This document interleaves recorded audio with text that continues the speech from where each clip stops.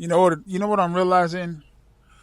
I'm realizing that headphones in your ear actually can take away from the goals, the ambitions, the dreams that you have for your life. For years, I've been walking around, I've been sleeping, I've been doing house chores with headphones in my ear. All the while, I'm trying to fight mentally to guard every thought and take every thought captive. What I realize is the simple truth: you cannot have two demanding thoughts at once. Multitasking is actually a myth. Your brain doesn't multitask; it just goes from one thought to the next, and sometimes that can be haphazardly. And so, I've made a decision that I'm releasing the headphones. I got a pair in my pocket right now, but I noticed that in the season where I increased my podcast, my music consumption was when I was grieving the loss of my mother. My mom died, and I began to distract myself. Sorry, I had to get my Starbucks drink.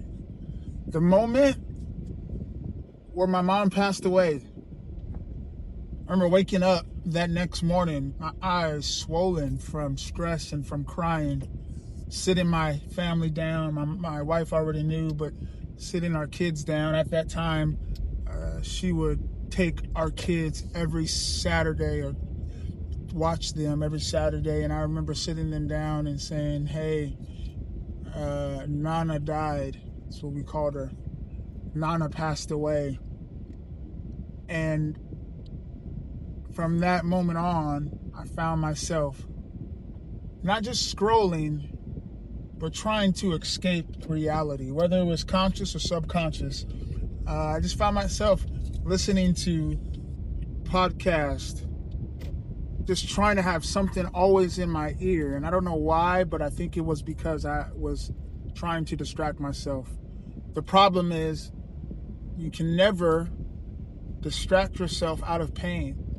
You can push it back and you can suppress, but eventually that suppression is going to build into an explosion. And so I've had this revelation just this morning. Y'all getting fresh revelation just this morning, that I have to decide that if I'm going to have the mind of Christ, I have to watch what I allow to input in my brain and in my mind.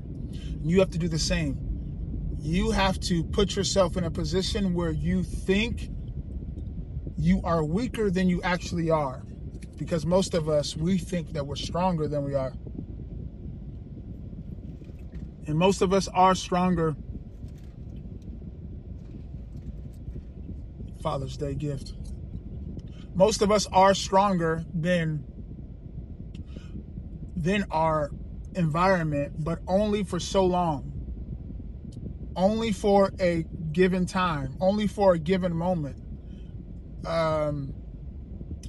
We can convince ourselves that the inputs, the things that we hear, the things that we watch are just for entertainment and they're not affecting us on the inside, but that would be a lie. And so I've decided, can you decide with me, that you are going to do whatever you need to do to accomplish the goals, the dreams, the visions that you have. I have a vision, a goal, a dream to be able to think on purpose on a continual basis, to radiate with joy continually no matter what I'm facing physically, to be able to beat this thing called lupus in my body. And one of the ways that it's constantly or continually triggered is through stress. And so stress is it is an opposing force in your body and in your life. Stress in temporary moments helps you. It gives you the ability to produce adrenaline, gives you the ability to think on your feet, but a continual stressful state is going to wear down the body and the mind and the brain. And so We have to decide together, hey, we are going to do this thing. We are not going to allow things around us to affect our mind and our thinking. We can control how we respond. You cannot control the events and circumstances of our life, but you can control your reactions. Thoughts besides God are the most, thinking and choosing besides God is the most powerful thing on the earth. The ability for you to think and for you to choose is something that God has given all of us and will help us tremendously in our life. And so every day I wake up and I brain build. That is learning something new on a consistent basis. This is what I learned today, and it all has to do with the mind because I love neuroscience. I learned and studied from this book called Switch on Your Brain, and I started in chapter 1. And one thing that I wrote down that stood out to me is that thoughts have mental real estate. They occupy mental real estate in your mind. And it had me thinking, had me questioning, what does my mental real estate look like? We know that we want beachfront property. We want property in the best area and location. But do we ever think about our mental real estate? What our minds are looking like? If thoughts occupy mental real estate, what is the property, the real estate that you're building? What does that look like? Is it in shambles? Is it in ruins? Is it all beat up because of outside nature and forces? Or is it beautiful? We have the power with our thinking to create beautiful mental real estate that glorifies God, or the complete opposite.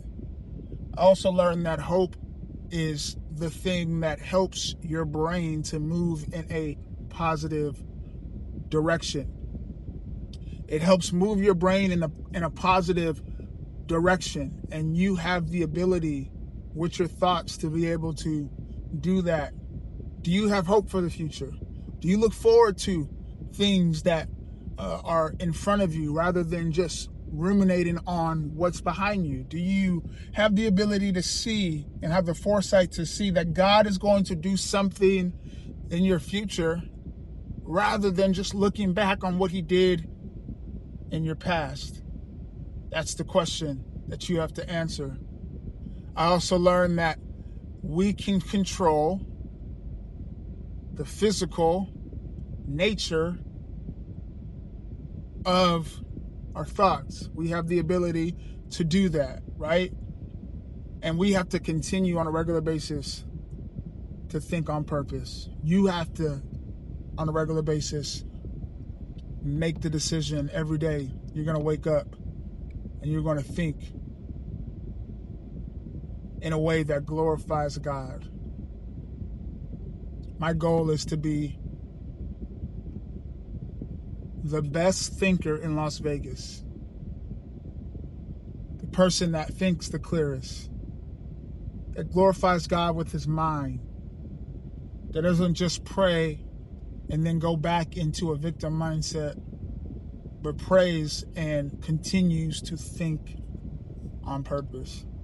Thank you for watching this episode of the P-Tone Podcast. We can't wait to see you more. I'm about to go into this car wash. If you watched until the end, I want you to put car wash in the comments, and I'll know that you did.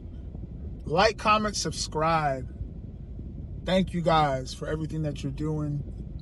Thank you for watching. Thank you for just supporting your boy. We appreciate it. God bless. We out.